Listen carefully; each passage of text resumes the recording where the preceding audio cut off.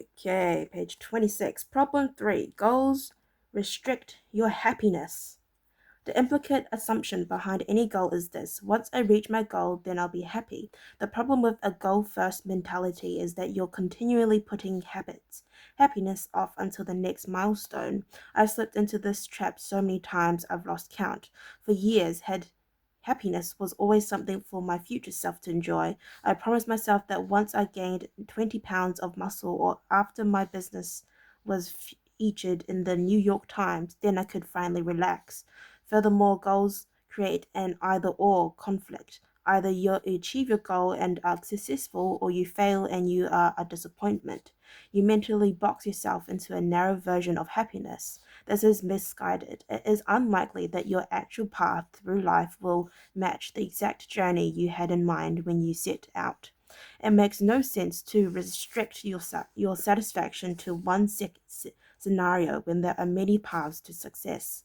A system first mentality provides an antidote when you fall in love with the process rather than the product. You don't have to wait to give yourself permission to be happy. You can be satisfied anytime your system is running, and a system can be successful in many different forms, not just the one your first. Yeah, okay, not just the one you first envisioned. Problem 4. Goals are at odds with long-term progress. Finally, a goal-oriented mindset can create a yo-yo effect. Many runners work hard for months, but as soon as they cross the finish line, they stop training. The race is no longer there to motivate them. When all of your hard work is focused on a particular goal, what is left to push you forward after you achieve it? This is why many people find themselves reverting to their old habits after accomplishing a goal. The purpose of setting a goal is to with is to win the game. The purpose of building systems is to continue playing the game. True long-term thinking is goalless thinking. It's not about any single accomplishment. It is about the cycle of endless refinement and continuous improvement. Ultimately, it is your commitment to the process that will determine your progress. A system of atomic habits. If you're having trouble changing your habits, the problem isn't you. The problem is your system. Bad habits repeat themselves again and again, not because you don't want to change, but because you have the wrong system for change. You do not rise to the level of your goals. You fall to the level of your systems. Focusing on the overall system rather than a single goal is one of the core themes of this book. It is also one of the deeper meanings behind the word atomic. By now, you've probably realized that an atomic habit refers to a tiny change, a marginal gain, a 1% improvement. But atomic habits are not just any old habits, however small. They are little habits that are part of a larger system, just as atoms are the building blocks of molecules. Atomic habits are the building blocks of remarkable results. Habits are like the atoms of our lives. Each one is a fundamental unit that contributes to your overall improvement. At first, these tiny routines seem insignificant, but soon they build on each other and fuel bigger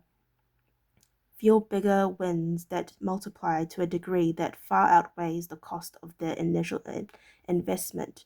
They are both small and mighty. This is the meaning of the phrase atomic habits, a regular practice or routine that is not only small and easy to do, but also the source of incredible power, a component of the system of compound growth. Chapter summary. Do we want to look at the chapter summary here? You can read it upside down. Thank you. Okay, we're doing chapter 2. This is we just gonna read up to we're just gonna read this. Okay. How your habits shape your identity and vice versa.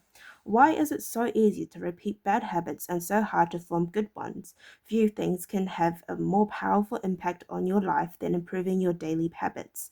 And yet it is likely that this time next year you'll be doing the same thing rather than something better. It often feels difficult to keep good habits going for more than a few days, even with sincere effort and the occasional burst of motivation. Habits like exercise, meditation, journaling, and cooking are reasonable for a day or two and then become a hassle. However, once your habits are established, they seem to stick around forever, especially the unwanted ones. Despite our best intentions, unhealthy habits like eating junk food, watching too much television, procrastinating, and smoking can feel impossible to break. Changing our habits is challenging for two reasons. One, we try to change the wrong thing, and two, we try to change our habits in the wrong way. In this chapter, I'll address the first point. In the chapters that follow, I'll answer the second. Our first mistake is that we try to change the wrong thing. Two. Okay, well, yeah, that's the first. We're at page 30 now. So, yeah. I'd like to thank you for. It's okay. Yeah, I'd like to thank you for watching, and I'll see you next time. Bye bye.